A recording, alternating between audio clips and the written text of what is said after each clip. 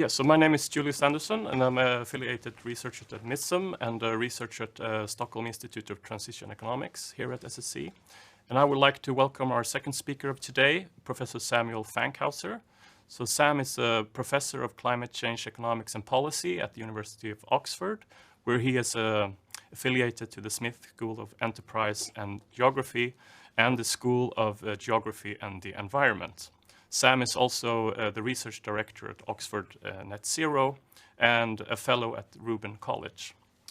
And at Oxford Net Zero, where Sam is the research director, this is a newly launched interdisciplinary research initiative, and they have gathered leading researchers from fields such as geography, physics, law, and economics.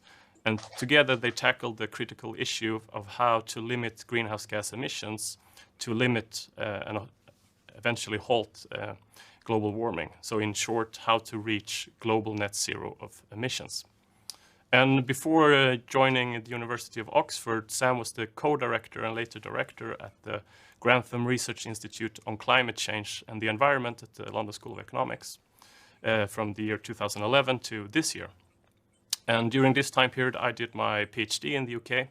And in the beginning, I didn't really have a desk or even a proper office, but then Grantham kindly invited me to sit in their offices. They gave me a very nice desk, a chair, and a computer. So for a few years, I sat just a few meters away from the office of Professor Fankhauser. And I'm very grateful for the years I spent at Grantham, and I'm very happy to be able to now invite Sam to give us a talk to us here today. And Professor Fankhauser will provide us with his insights on how to make net zero happen. So thank you for joining us today, Sam, and I look forward to your presentation.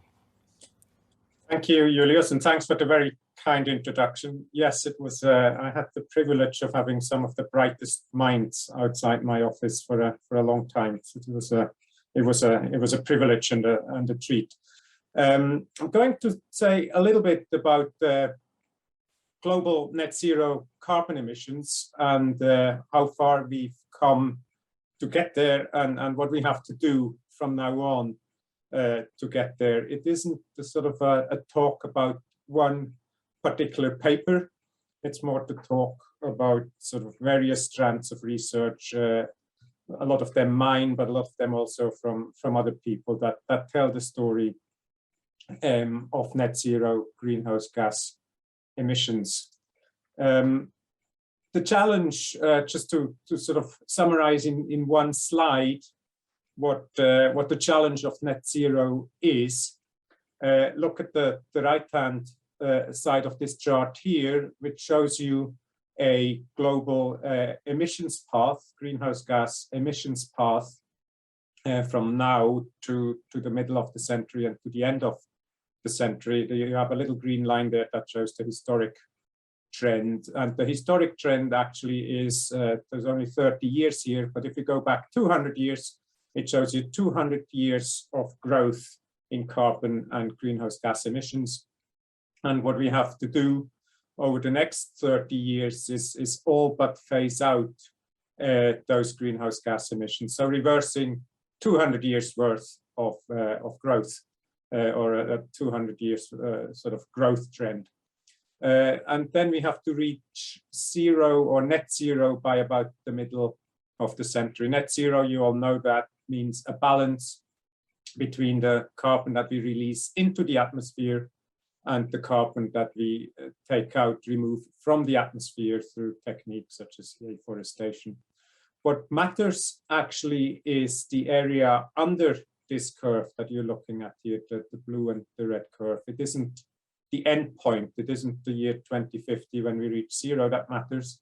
It is the way we reach net zero as well. It's the cumulative emissions between now and 2050 or 2100 that matters, because we have a finite carbon budget that we can allocate over those remaining years of emissions. So that's the challenge, and the different curves there depending on what exactly your temperature target is and just what your probability is at which you want to reach it. But basically, we have about 30 years to reduce our emissions. There are a lot of other things that are going to happen in those 30 years, and that's on the left-hand side of the chart. So we're reducing our emissions at the time of quite intensive economic change. The three indicators here come from Nick Stern, and the first one is infrastructure investment. It's an estimate from Nick, that over the next 15 years or so, about 90 trillion US dollars will be spent on infrastructure, most of it in emerging countries like China, and that will double our infrastructure stock. So if you think about all the bridges, power station, water sewage systems that we currently have, we have to build all that stuff again, and we probably do that over the next 15 years or so. GDP will also double. If we sort of assume typical growth rates, it might double in about 20 years, which means everything we consume and produce today, so all the cement, the cars, the holidays, the haircuts that we currently produce and consume, we will do all that twice over in about 20 years from now. Then there's urbanization, the final trend here. It is estimated that the urban population in the world will double in about 40 years. Obviously, those people have to live somewhere, so we have to build the cities and the towns for those people before they can move there. So that means all the urban infrastructure, all the Shanghais, New Yorks, Mexico cities, Londons, we have to build the equivalent amount of city space again. So while we are doing that, emissions have to come down. And that is both a challenge and, of course, an opportunity. If you build those cities and that infrastructure the wrong way, we lock in a lot of carbon, and we're not going to do the net zero picture on the right. If you do it right, it's an opportunity to build sustainably low carbon for the long term. So that's the challenge. And what I'm going to do to speak about that challenge is first, I sort of speak more descriptively how we are doing, what are countries doing, how are we doing on climate policy and reaching net zero. And then secondly, a bit more normatively, what is it that we actually have to do and or should do over those 30 years. But let me start with the descriptive picture. And this chart here, the one I start with, is a snapshot of climate change legislation in the world. We had, or we still have at the LSE, a database of climate change laws across the world, and there's now about 2,000 of them. So countries are doing a huge amount about climate change in policy terms. 2,000 laws sort of covers many things. There's a lot of renewable energy laws in there, energy efficiency laws, but also deforestation or forestry laws. There's a lot of adaptation in there, disaster risk management. So it's quite broad, but even in that breadth, you can see that no country is sort of ignoring climate change. The most prolific countries, if you look at that chart here, have over 20 relevant laws or policies on climate change. You see that Brazil or Indonesia are countries that have 20 plus laws.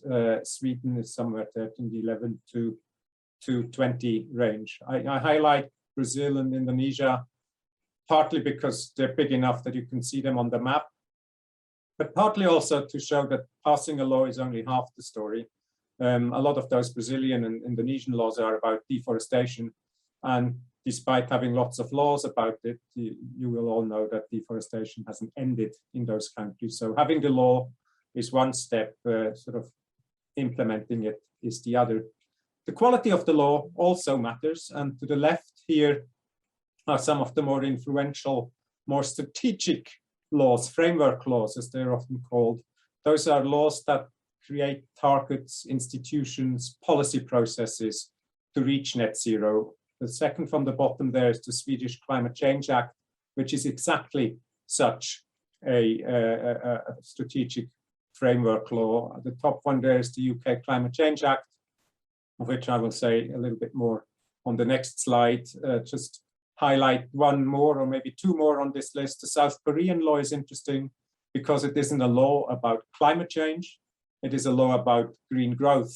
So South Korea, similar to China, actually a little bit further down, see climate action not just as an issue of environmental policy, they see it as an issue of industrial policy as well. And the task of policymakers is to position South Korea as a leader in the green economy.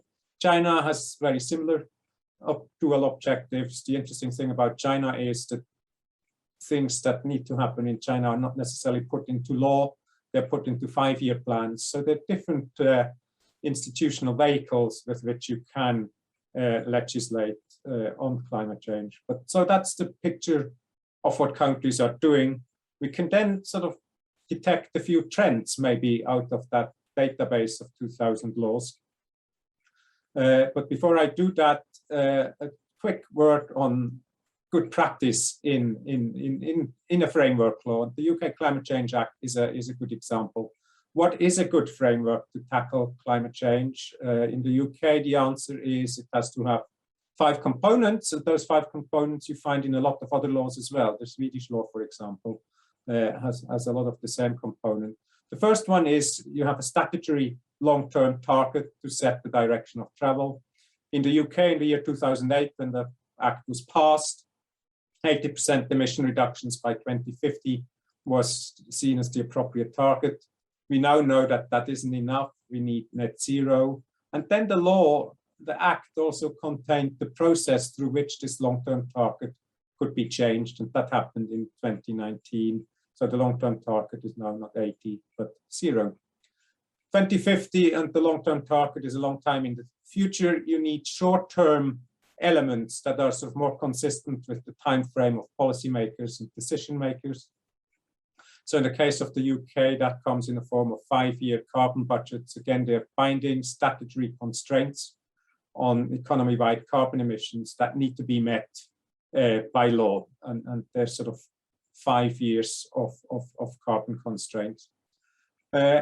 Adaptation has to be in there. This isn't just a story of reducing emissions, important though that is. It also has to be a story of adapting to the physical risks of climate change that can no longer be avoided. So a good framework law also has adaptation provisions. A big innovation in the UK law is setting up an independent committee that monitors, advises, and comments on climate change policy and sort of safeguards about the weakness of politicians, the short-termism of politicians.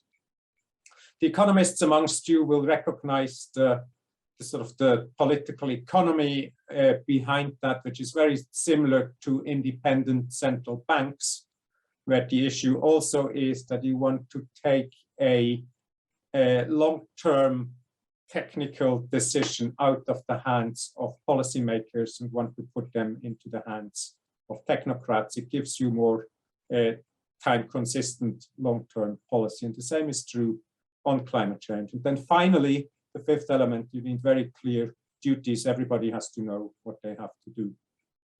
So that's an example of one of those climate change laws. What have they achieved and how have they been passed? We did some very simple statistics about those laws. And one question we wanted to answer is, who passes those laws? Is climate change, as it is in the US and maybe Canada and Australia, a sort of a left political issue as opposed to a right political issue? And if you sort of look at, we created an indicator that divides the number of laws passed by governments of a particular political orientation divided by the number of years those parties have been in office. And if that indicator is roughly around 1, that suggests the number of laws passed by governments of the left or governments of the right is roughly in proportion to their time in office. And that's what we find globally across all laws.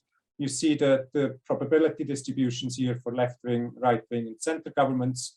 And it sort of roughly has a medium and an average, it's quite a symmetric distribution of 1. So plus minus countries or governments of either left or right-wing orientation pass laws in proportion to their time in office. So this is not a partisan issue. in the way it is in the US or Canada or Australia. Partisanship on climate change seems to be a sort of an Anglo-Saxon issue. Globally, it is not. Another thing we can be interested in is what is the sort of economic climate when climate change laws are passed.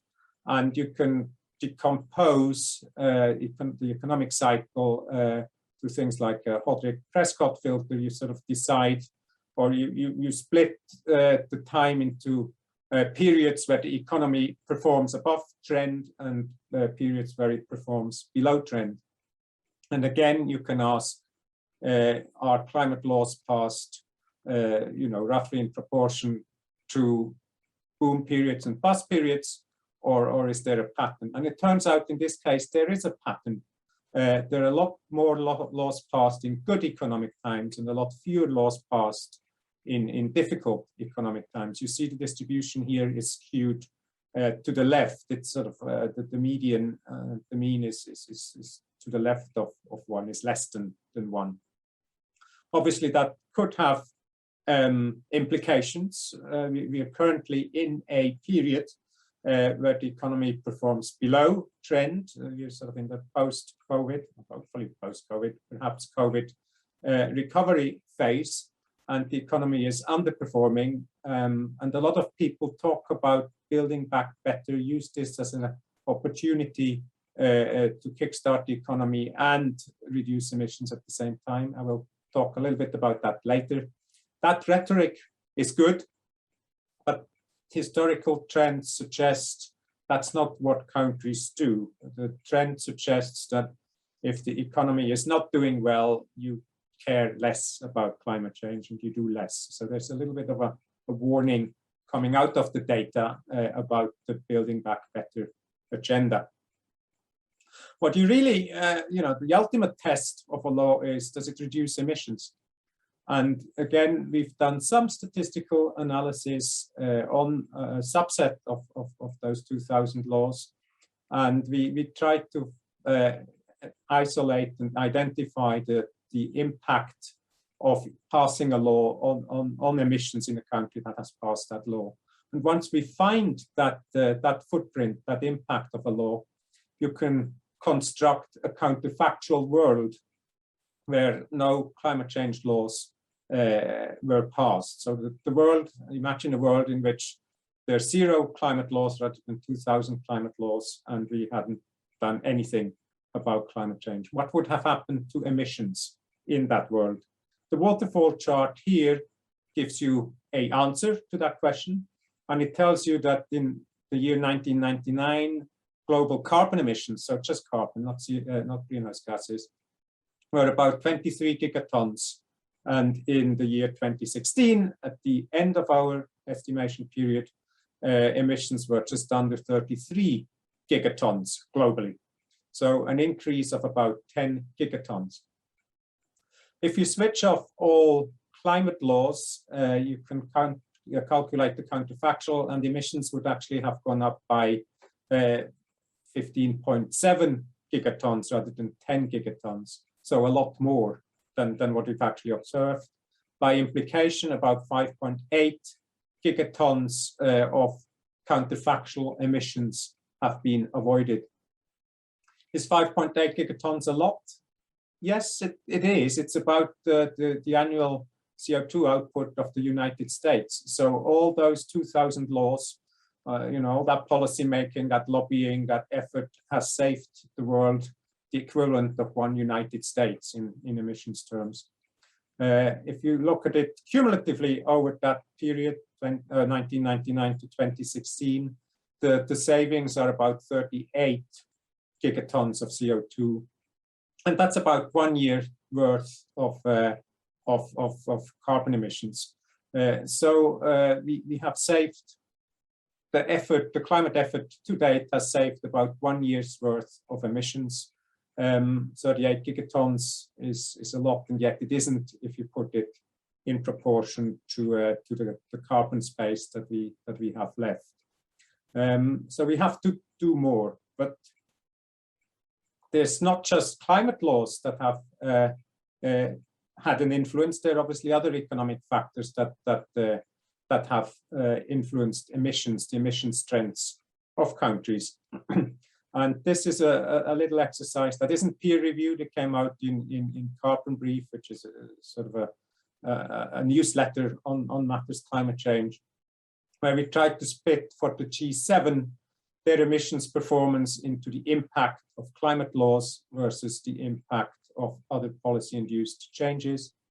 And you see here what happens. The blue line is sorry, the dark green line is what socioeconomic trends have done to emissions. The light green line is what policy has done to emissions. You see countries like the UK, Italy, the US, where socioeconomic trends have enhanced what policy has done, and things have gone hand in hand.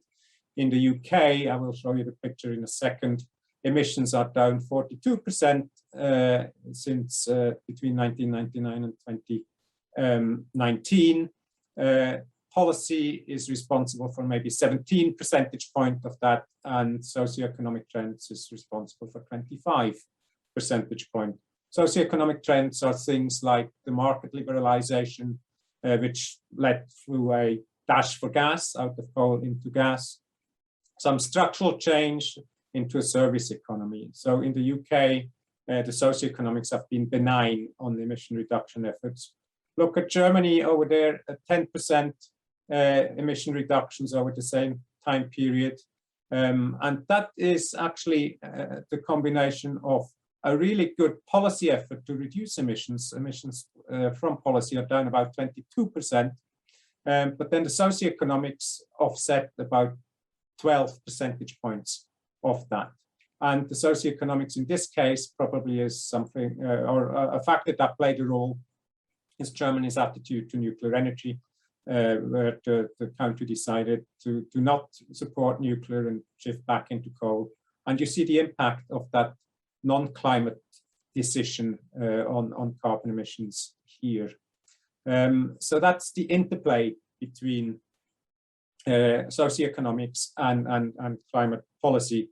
If the stars are aligned, if the two go together, as they did in the UK, as you see here, you can actually decouple emissions and GDP quite substantially. The chart you're looking at here shows GDP.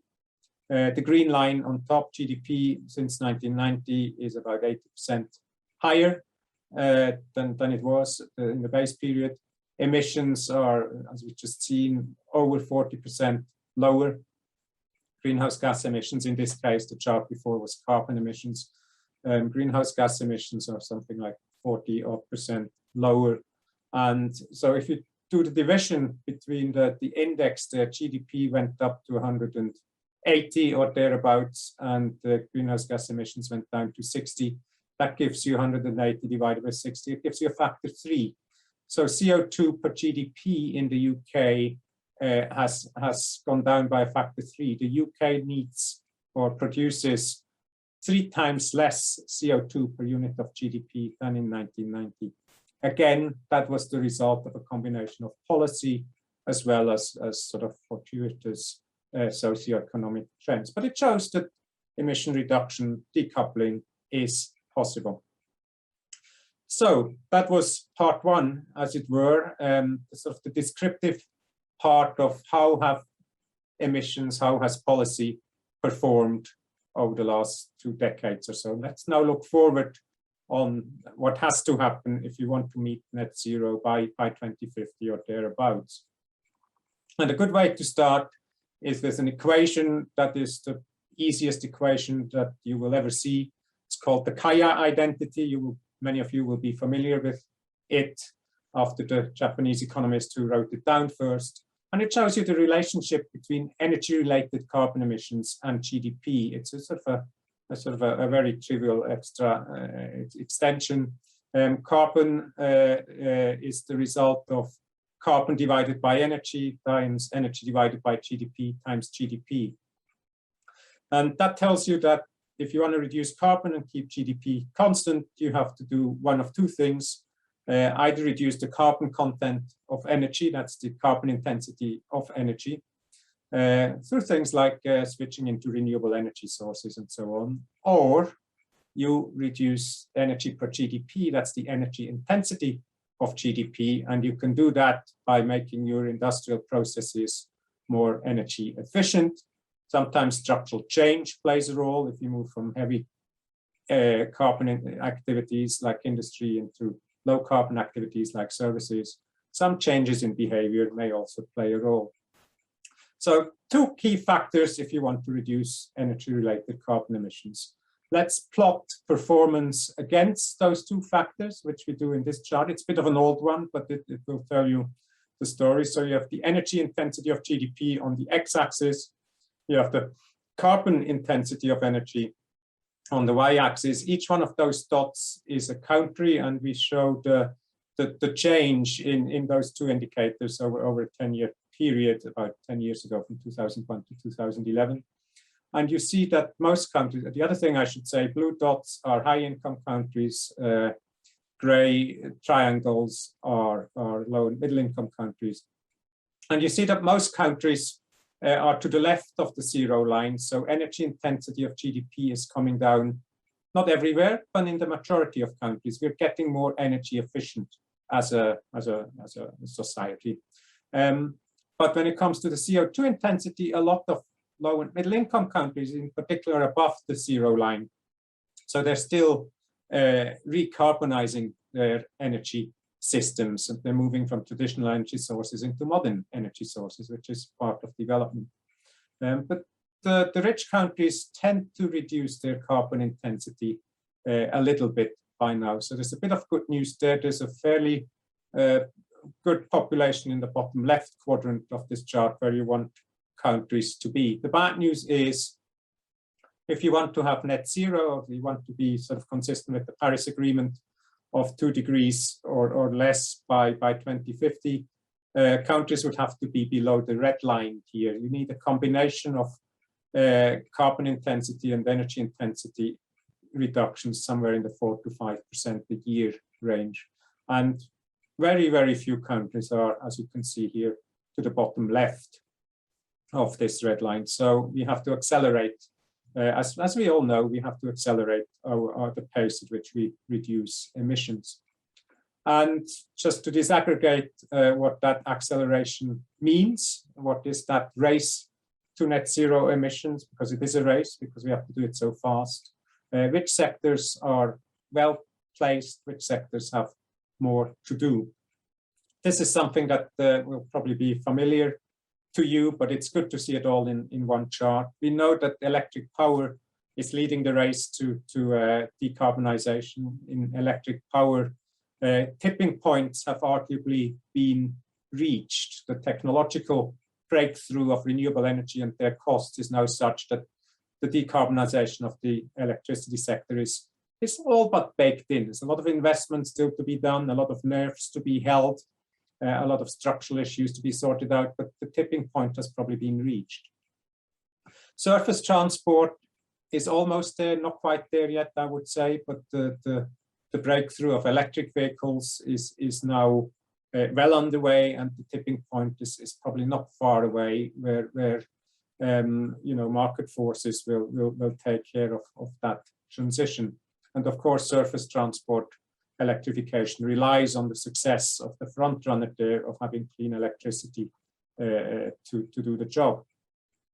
That is true also to some extent sort of for the middle runners in the pack, buildings and industry, where where technological solutions are starting to emerge to some extent, but they haven't sort of reached traction yet, and they're probably still expensive in the case of industry, or not very popular with consumers in the case of buildings.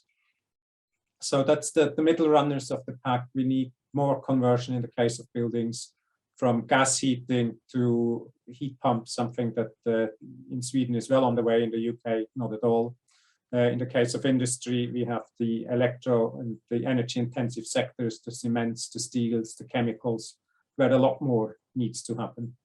And then the laggards, agriculture, aviation, in the case of this chart here, where it isn't just about technological solutions, where while those technological solutions are being explored, and maybe they will come, maybe they will not come, we also need demand side behavioral shifts. In the case of agriculture, our meat eating behavior, for example. So that's the race to net zero. Some sectors are well on the way. Many sectors, we still have to accelerate the speed of decarbonization, which brings us to policy. What are the sort of policies that we need to accelerate the conversion to get those runners run a little bit more speedily? Most economists and a lot of policymakers will start answering that question by talking about carbon pricing. And that's absolutely right. Carbon pricing is, in economics jargon, the way to internalize the climate change externality. That's a way to make polluters pay, make polluters feel the environmental cost of their actions. And that environmental economics tells us changes the behavior. It makes it efficient to reduce emissions both statically and dynamically over time. But that's not the only thing we need, and I think that's a recognition that people increasingly have, and the policy mixes that we observe reflect that. If you reduce the carbon, or if you address the carbon externality, you have a carbon price. You still have a lot of other rigidities and market imperfections in the system that reduce the price elasticity, if you will, of the system to the carbon price. Innovation externalities are probably the best example. And we know that innovation is a public good. We know that there's inertia in innovation. People, engineers who devoted their life to the internal combustion engine will find it hard to switch to electric vehicles. So there are barriers, externalities in clean innovation. Same is true for energy efficiency, where we have experimented literally for 40 years or more, 50 years since the oil price shocks of the 1970s. We have tried to find way to save energy, and we found a lot of barriers and inefficiencies. So that needs policies, regulation beyond just pricing carbon. And then the bottom there is we also need policies to make the decarbonization fairer and just. We have to deal with the unintended consequences. People worry a lot about the competitiveness of climate action. So you probably want to protect some of your industries. People worry a lot, probably more justifiably, about what happens to the workforce that needs to transition, reskill themselves into new zero carbon jobs. Those are structural rigidities that need probably government intervention to be successful and to reduce the frictions and the cost of the transition. So we need a very diverse policy mix. We don't just need a carbon price. We need a lot of different things.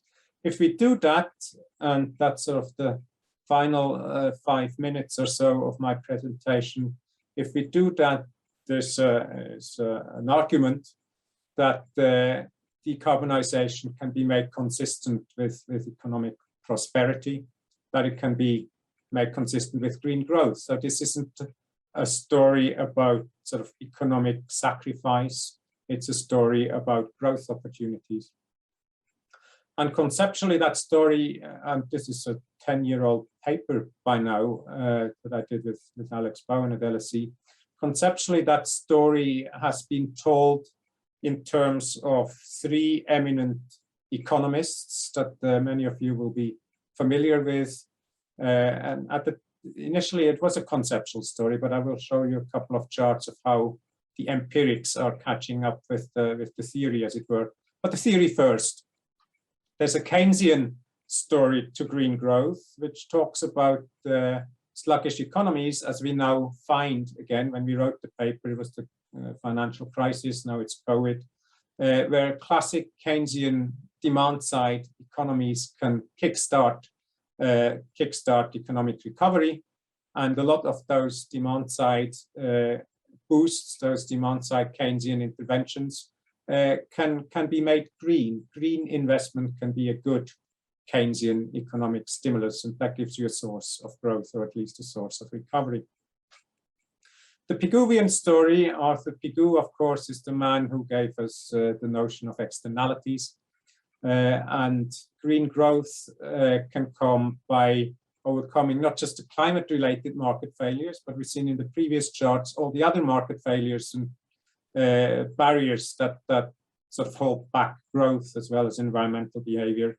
And the Pigouvian story to green growth maintains if you can overcome all those market failures, you can make the economy more efficient, you can get more growth out of it, or you can get more environmental performance out of a given intervention. Finally, we have Joseph Schumpeter. The Schumpeterian story of green growth is a long-term story. It's the story of innovation and creative destruction. Schumpeter was the man who gave us the term creative destruction. That's the idea that by shaking up an economic system, by introducing innovative, nimble newcomers that disrupt the current order, you have a sort of a virtuous cycle of innovation, of investment, of growth. So that's the theory of green growth. Do we find empirical evidence, as it were? Can we find data points that this is more than a theory, that there's actually something to it, to the story of green prosperity? Let me start with the Keynesian story. This is work that colleagues in Oxford have done, led by Cameron Hepburn, and it relates to the COVID recovery. It's a survey of leading policymakers across the globe to ask what type of policies would make a good Keynesian stimulus. And a good Keynesian stimulus has to have 3 features.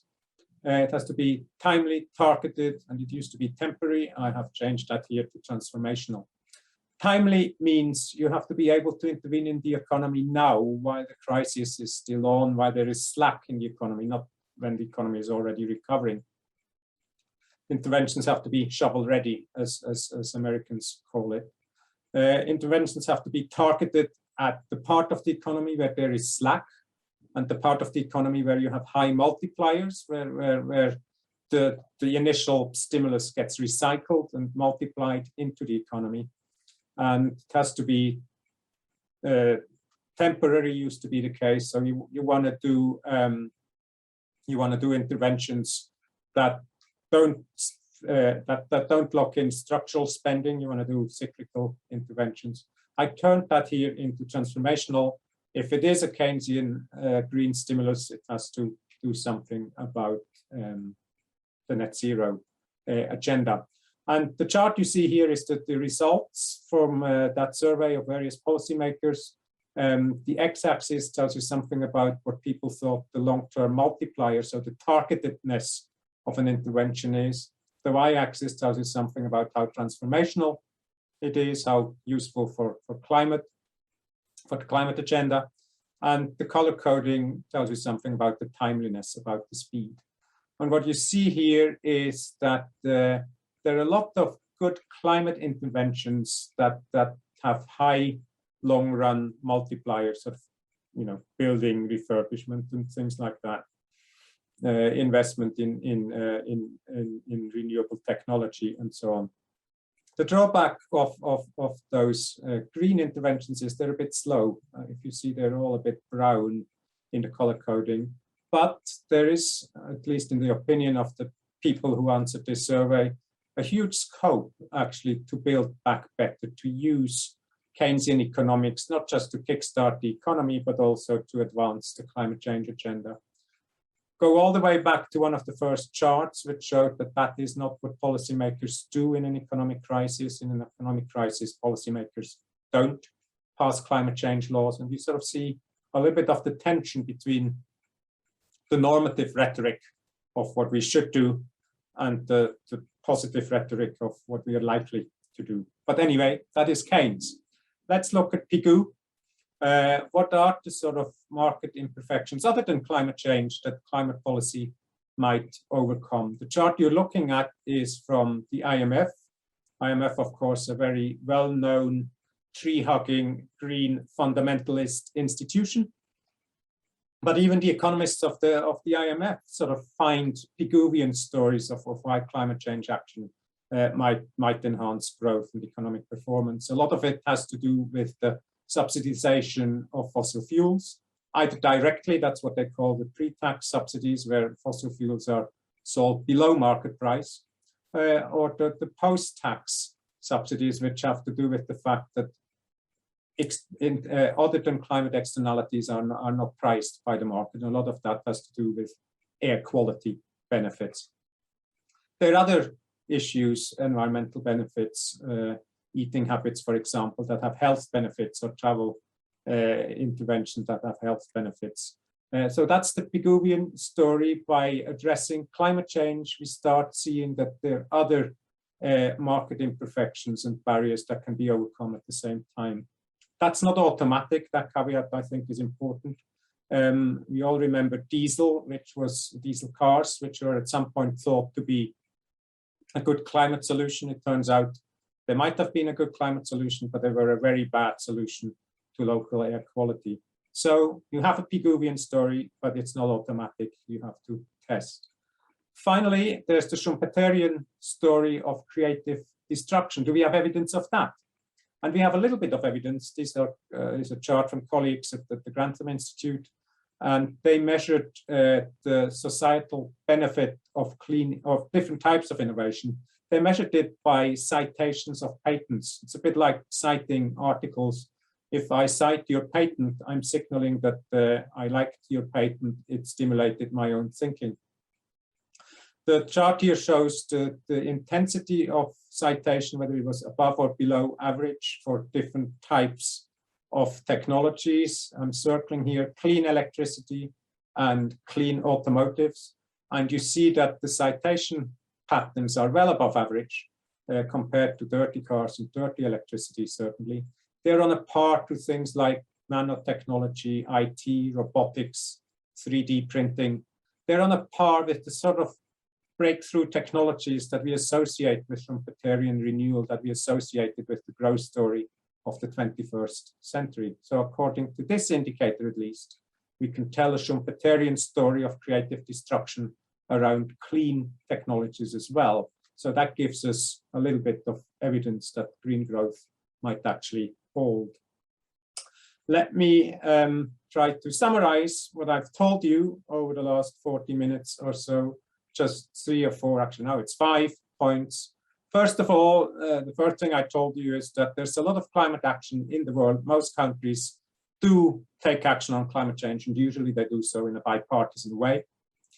Those policies have reduced emissions, but they haven't reduced emissions anywhere near as much as we will need to meet the objectives of the Paris Agreement.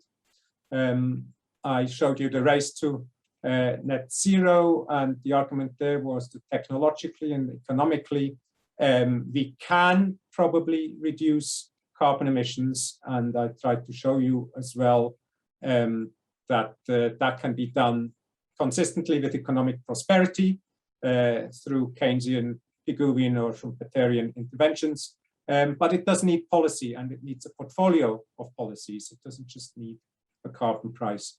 Julius has reappeared. That's my sign that my time is up.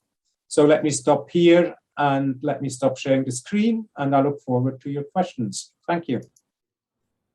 Thank you so much, Sam. That was very interesting. And we indeed have a number of questions for you now. So you talk a lot about the importance of climate laws, and lately we've seen a number of litigation, climate lawsuits. So what